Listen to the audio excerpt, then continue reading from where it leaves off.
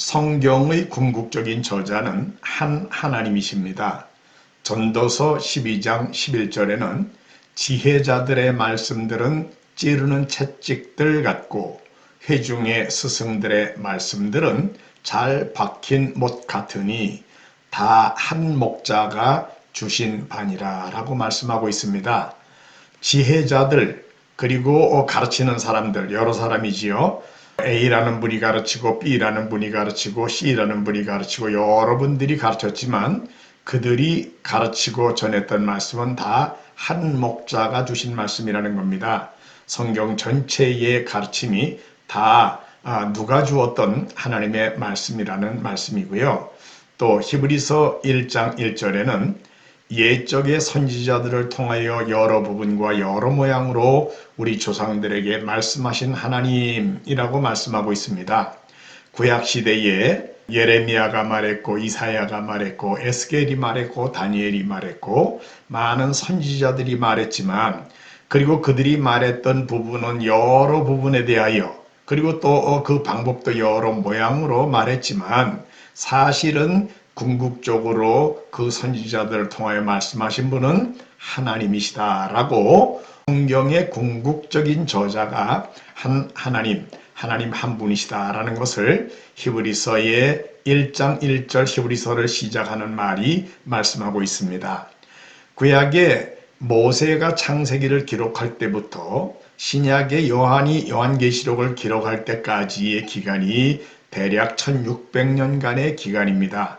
그리고 성경을 기록한 기록자들의 그 직업을 보면 그들 중에는 농부도 있고 목자도 있고 왕도 있고 또 선지자도 있고 또 어부 출신도 있고 세리 출신도 있고 여러 종류의 사람들이 기록을 했지만 시간적으로도 1600년이라는 시간적인 배경이 다르고 또 그들이 가지고 있는 삶의 배경, 직업도 다 다르지만 궁극적으로는 그들이 전한 모든 말씀이 내용에 오류가 없고 하나가 되고 하는 것은 바로 그들을 배후에서 주관하셨던 한 하나님께서 그 말씀을 주신 바로 한 목자이시다라는 것입니다. 왜 그렇습니까? 그것은 영감이라는 것이 주어졌기 때문입니다. 디모데후서 3장 16절에 모든 성경은 하나님의 감동으로 된 것으로 교훈과 책망과 바르게 함과 의로 교육하기에 유익하다 그랬습니다. 여기에 디모데후서 3장 16절에 하나님의 감동으로 되었다라는 요 말이 신약 성경의 헬라어 원어로는 네오프니우스토스라는 단어가 사용되고 있는데 이 네오프니우스토스라는 하나님의 감동으로 된 것으로라고 번역된 이 말은 네오스라는 하나님이라는 단어와 프뉴마라는 영 또는 바람이라고 번역될 수 있는 말이죠.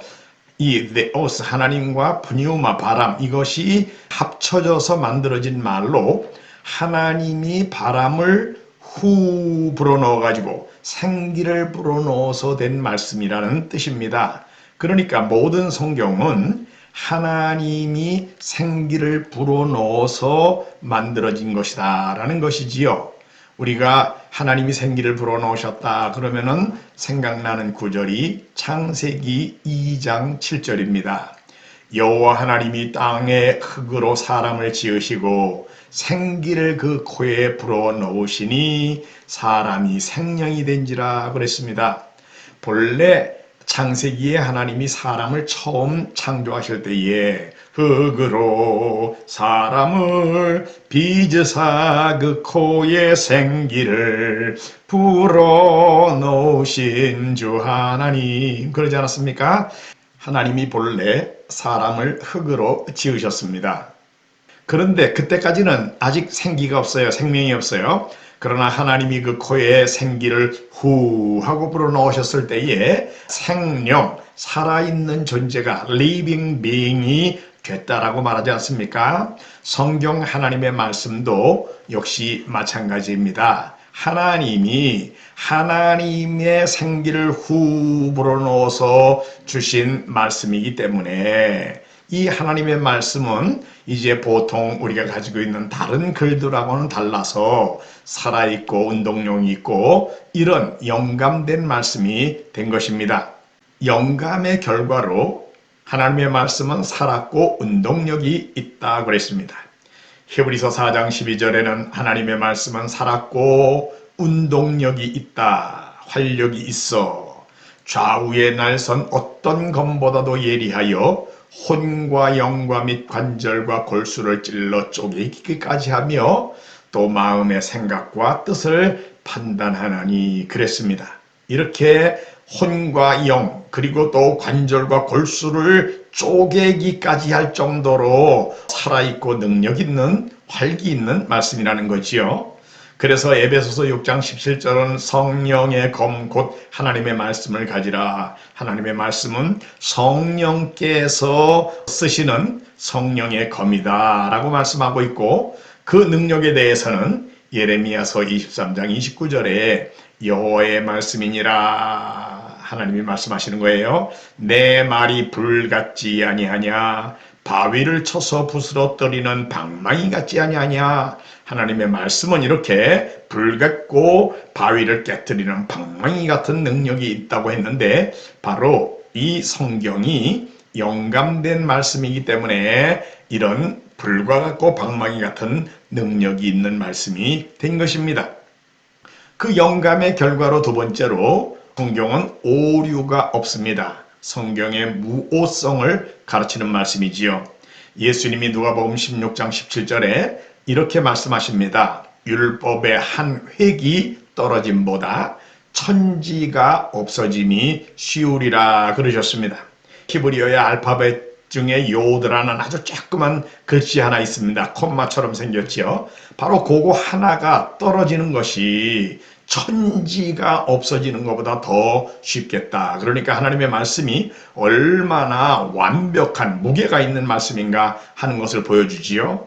그래서 시인은 시편 19편 7절에 여호와의 율법은 완전하여 하나님의 말씀은 퍼펙트하다고 완벽하다라고 말씀하고 있습니다. 전혀 사상에서나 기록에 있어서나 오류가 없는 무오한 하나님의 말씀이다 라는 거지요. 절대적인 진리인 것입니다. 성경은 성도의 믿음의 기초이고 가치관의 기준이며 삶의 규범입니다. 우리들의 믿음의 기초가 바로 성경이지요. 또 우리가 무엇이 가치가 있는지 무엇이 영원한 가치가 있는 건지를 결정하는 우리들의 가치관의 기준이 성경이고 또 우리 예수를 믿는 사람들의 삶의 규범 그저 우리가 뭘 어떻게 해야 되는지 어떤 걸 하지 말아야 되는지 한다 그러면 어떻게 해야 되는지 우리들의 삶의 규범이 바로 성경입니다. 이 성경 전체의 궁극적인 저자는 영감이라는 방법을 통하여 저자들이 하나님의 뜻을 오류가 없게 기록하게 하셨으므로 하나님 자신이 성경의 저자이십니다. 그래서 성경은 창세기서부터 요한계시록까지 전체가 다 하나님의 말씀입니다. 성경 전체의 주인공은 하나님이십니다. 삼위일체의 하나님, 성부 하나님, 성자 예수님, 그리고 성령님, 삼위일체 하나님이 성경 전체의 중심이 되는 주인공이십니다.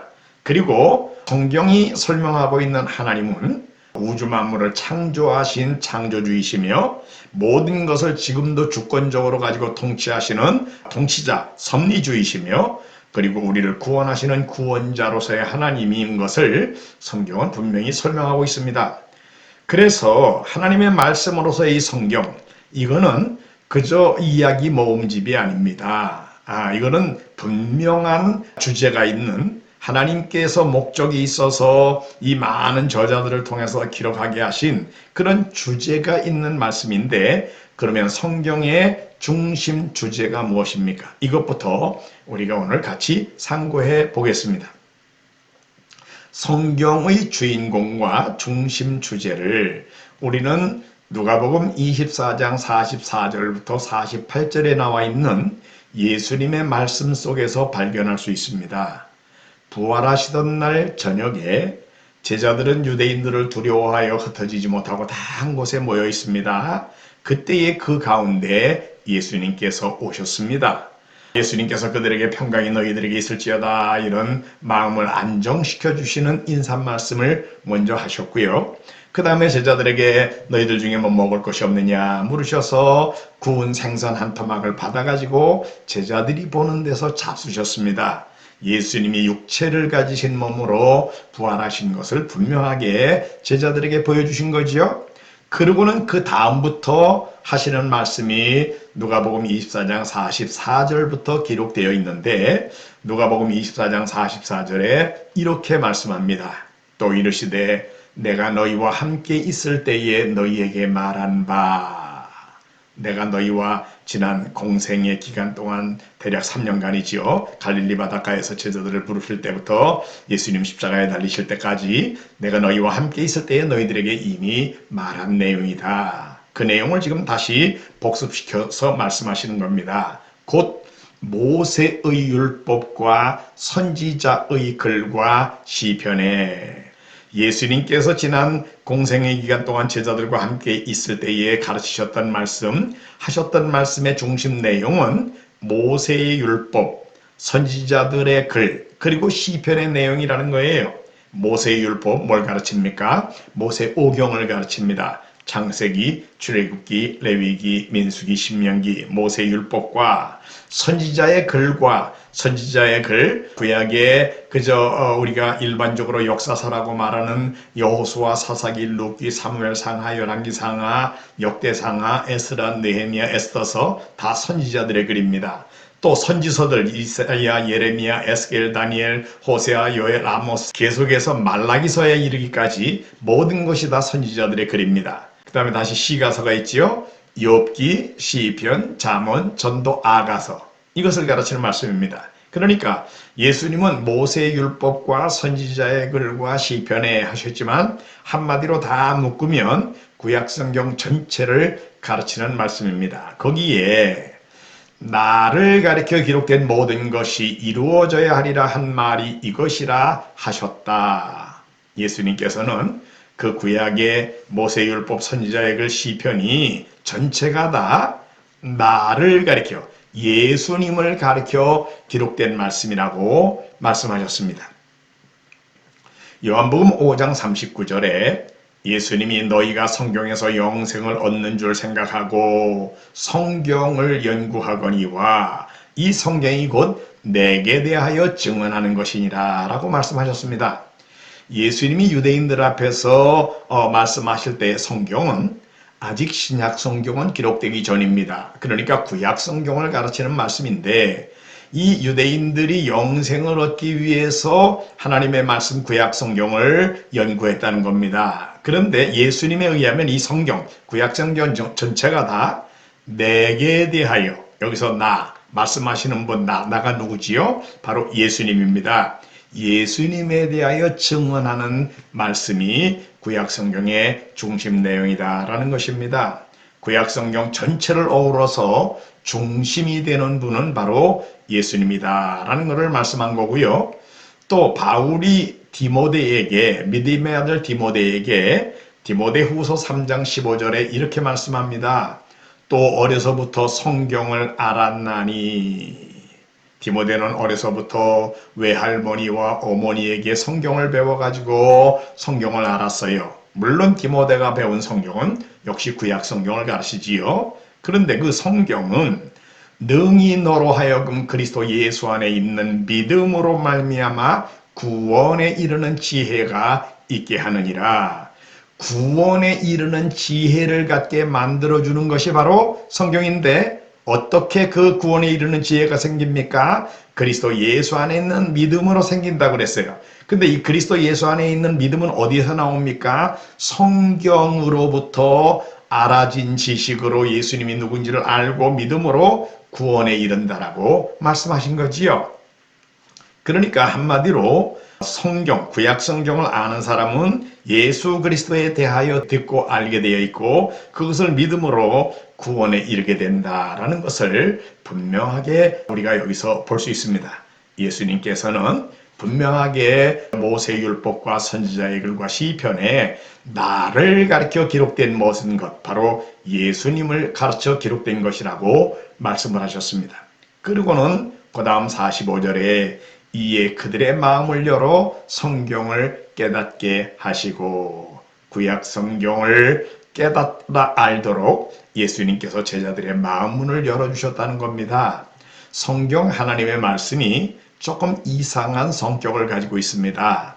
아무나 다 성경을 깨닫는 게 아니에요. 똑똑하고 그저 공부 많이 한 사람이 깨닫는 게 아닙니다. 그래서 시편 기자는 시편 119편 18절에 내 눈을 열어서 주의 율법에서 놀라운 것을 보게 하소서. 눈을 열어서 주의 율법에 놀라운 걸 보게 해주세요. 그렇게 기도했고, 또 고린도전서 2장 13절 하반절에는 영적인 일은 영적인 것으로 분별하느니라 그랬습니다.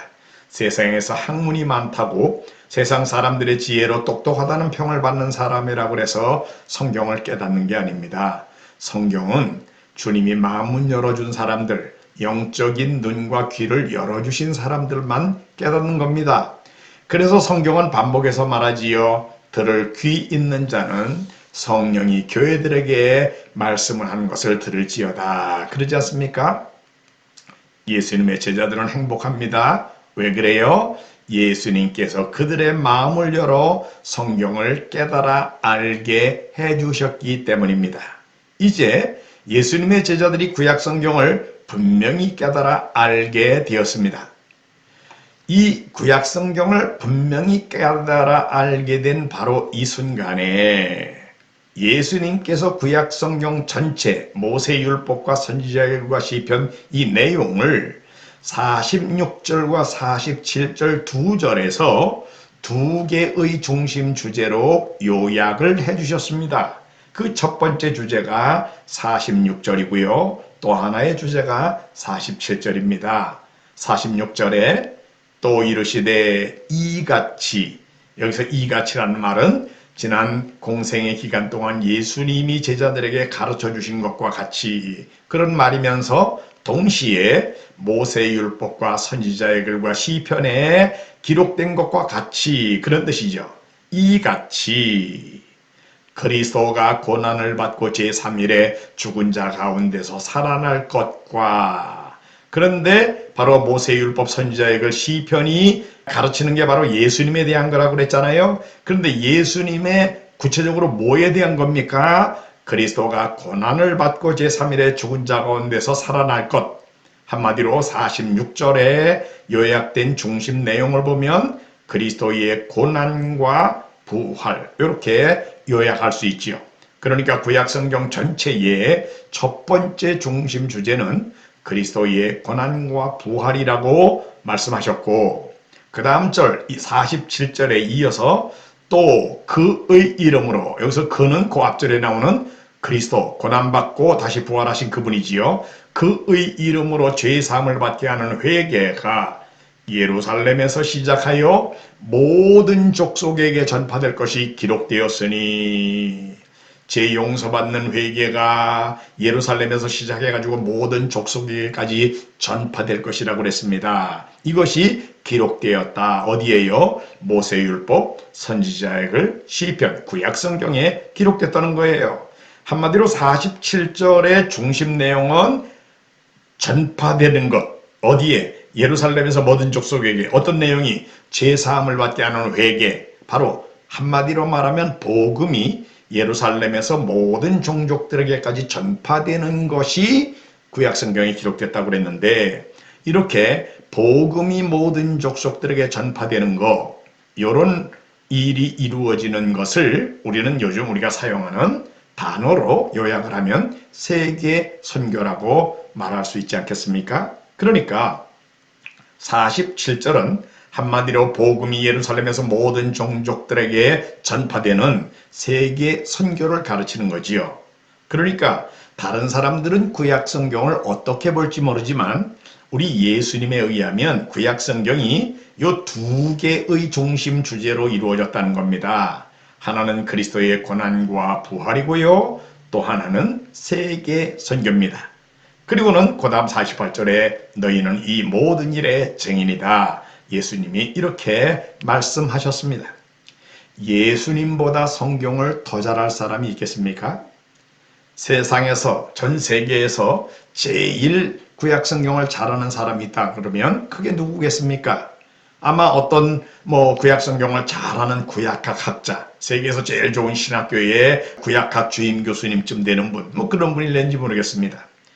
그러면 그분이 구약 성경 더 잘합니까? 아니면 예수님이 더 잘하십니까? 인간이 아무리 많이 안들 어떻게 하나님이신 예수님만큼 성경을 알겠습니까? 우리 예수님은요, 하나님 자신이십니다. 또 하나님으로서 하나님을 우리에게 알려주시는 말씀이라는 대명사로 불리우시는 분입니다. 그러니까 예수님이야말로 정확히 성경 전체의 진리를 알고 계시는 분인데, 우리 예수님에 의하면 구약성경 전체가 그리스도의 고난과 부활 그리고 세계 선교라는 주제로 이루어졌다라는 겁니다.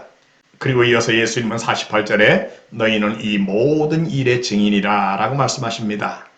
한마디로 구약성경 전체는 예수님에 의하면 누가복음 24장 46절과 47절에 의하면 46절에 그리스도의 고난과 부활로 요약이 될 수 있고요. 47절에 세계 선교로 요약이 될 수 있습니다. 그리고 이어서 예수님은 그 다음 절에 너희는 이 모든 일의 증인들이다 라고 말씀을 하셨습니다. 왜 예수님의 제자들을 증인이라고 부르는 겁니까? 왜냐하면 그들이 알고 있는 이 지식, 예수님에게 3년간 배웠습니다. 그리고 예수님이 말씀하셨던 대로 예수님이 십자가에 달려 죽으시고 부활하시는 것을 그들이 보고 알았습니다. 그리고 예수님을 믿는 것은, 이 예수님에 대한 지식을 아는 사람은 예수님을 알고 믿고 구원받을 수 있는 그런 사람이 되지만, 이 내용을 모르는 사람들은 영원한 지옥 형벌을 받을 수밖에 없다는, 한마디로 사람들의 영원한 생명과 관계된 이 중요한 치명적인 이 중요한 지식을 예수님의 제자들은 가지고 있는 자들이기 때문에 그들에게는 당연히 이 내용을 남들에게 알려줘야 할 책임이 있는 거지요. 그런 뜻에서 예수님은 너희는 이 모든 일의 증인들이라고 그러셨고요. 또 아울러서 구약의 모든 가르침과 그것의 성취인 예수님의 사역과 예수님의 십자가의 죽음과 부활에 대하여 예수님의 제자들은 목격자들이었습니다.